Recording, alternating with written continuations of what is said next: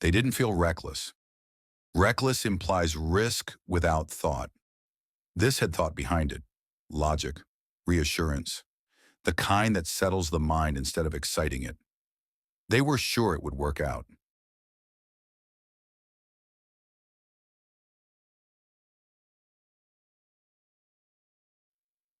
They had reasons, not vague ones, specific reasons, ones they had rehearsed internally long before anyone asked.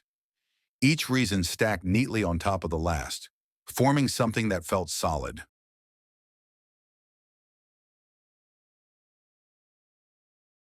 reliable. When others questioned it, the questions were gentle, concern disguised as curiosity, advice softened with politeness, nothing confrontational, and certainty when it's quiet rarely feels threatened.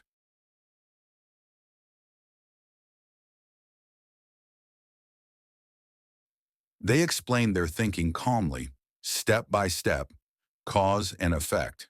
If this happens, then that follows. It sounded convincing because it was convincing, at least at the time. Nothing was left to chance. They had accounted for variables, anticipated delays, prepared contingencies. This wasn't hope. This was preparation.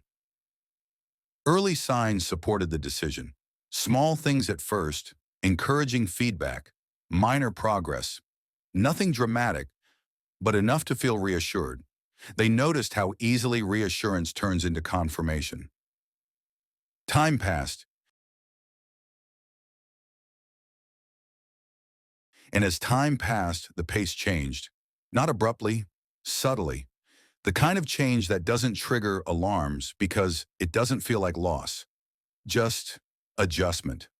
When progress slowed, they reframed it. Growth isn't linear. Setbacks are expected. This phase is temporary.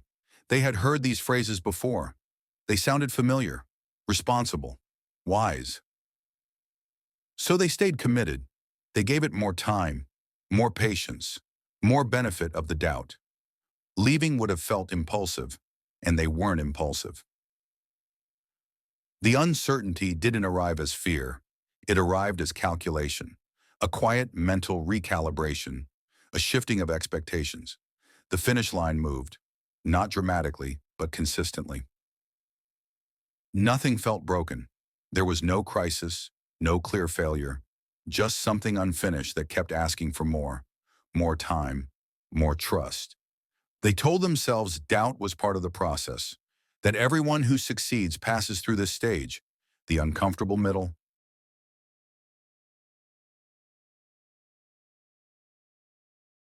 So they endured it. What they didn't notice was how certainty had begun to change shape. It no longer guided decisions. It defended them.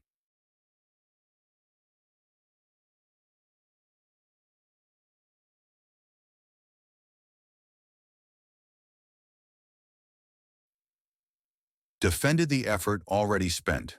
Defended the image of being someone who had thought this through. Reconsideration started to feel like retreat. The unexpected moment came quietly. Not as collapse, as clarity. The plan wasn't failing. It simply wasn't leading anywhere new.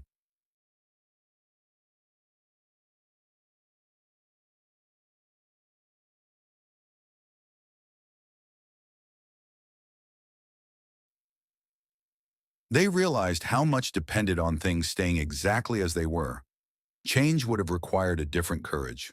Not persistence, honesty. They paused.